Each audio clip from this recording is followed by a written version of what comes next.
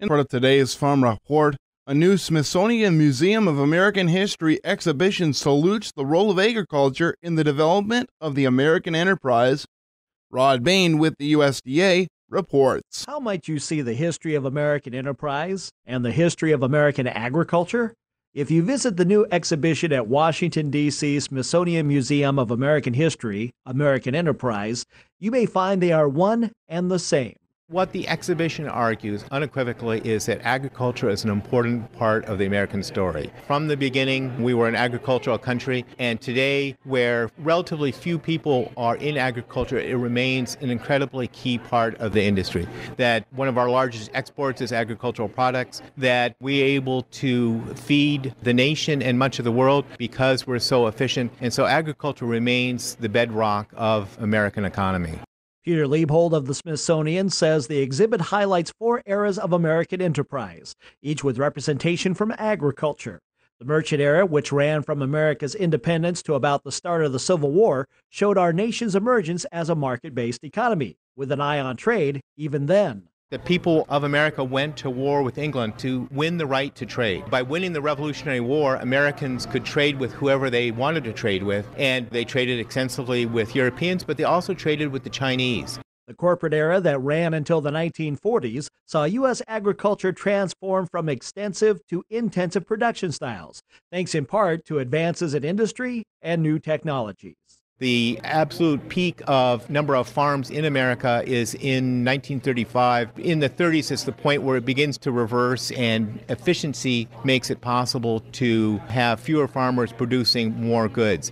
More goods that led to more consumer choices during what is known as the consumer era from the 1940s to 1970s. And it is agriculture's greater efficiencies to produce more that carries through the consumer era and into the period we are in now, known as the global era. American producers are illustrated both as farmers and as business owners, with that example, time is money, the clock's ticking, demonstrated through the Farming Challenge, where exhibit visitors sit inside a combine cab simulator and make decisions related to their operation, not only what to plant, but how that all relates to the success of their American enterprise. I'm Rod Bain reporting for the U.S. Department of Agriculture in Washington, D.C. Another record soybean crop, if you go by USDA's latest acreage plantings report. Estimated planted acreage for soybeans for 2015 is up 2% from last year at 85.1 million acres, making that a record high. In addition, estimated harvested acres for soybeans are also up 2% from 2014 and would be a record at 84.4 million acres if realized. The July acreage plantings report issued by USDA Tuesday also noted several crop planting estimates lower from the previous year. Corn planting is down 2% from 2014, and at almost 89 million acres would be the lowest planted acreage of corn in the U.S. since 2010. And all wheat acreage planted is down 1% year over year, with winter wheat acreage estimates 4% lower than a year ago, and down less than 1% from the previous estimate, countering a 4% uptick in spring wheat planted this year. I'm Rod Bain reporting for the U.S. Department of Agriculture in Washington, D.C. Personality traits can be a benefit in any farm operation, especially if it means having strong leadership capabilities.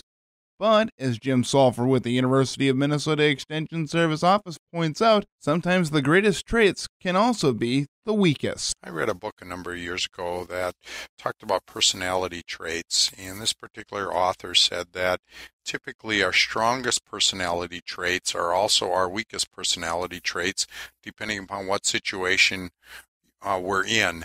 And I was recently reading an article talking about farm family businesses, and this author was making somewhat the same points. And so I'm going to go through this and talk a little bit about it in the context of agriculture.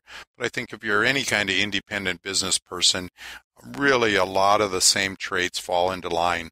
The first one he mentioned is independence, and that's a real characteristic of family farms.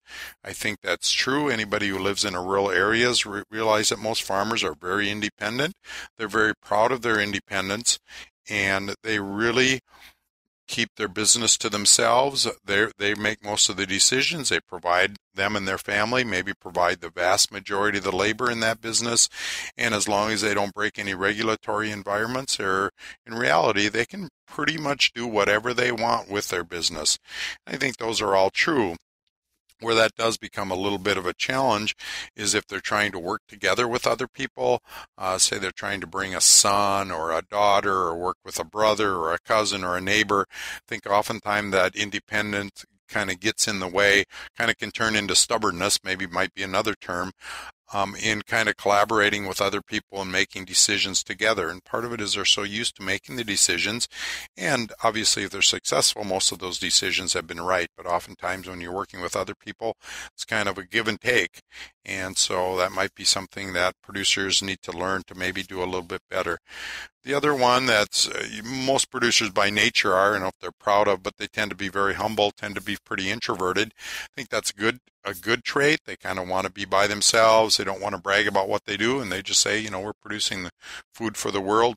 Well, that becomes a little bit of a challenge is with an increasing urban populace, we need to be getting our word out. And so I think it's very important that as farms we become more transparent. That's really hard for people that are introverts, but I see a lot of spouses or females that are in the farm business doing a lot better than this with their blogging and things like that. So I think it's getting better, but I think it's important to make sure you're not afraid to tell your story and be transparent.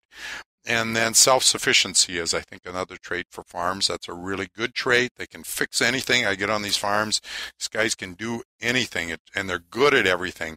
But where that gets into a trouble is there's some things they're maybe not good at, like maybe bookkeeping or, to the extreme, this may not be good, developing your own estate plan, things like that. So there are times where you really got to think about, is this really the best use of my skills, and maybe hire somebody to do some of that work. This has been Jim Salfer with the University of Minnesota Extension, St. Cloud.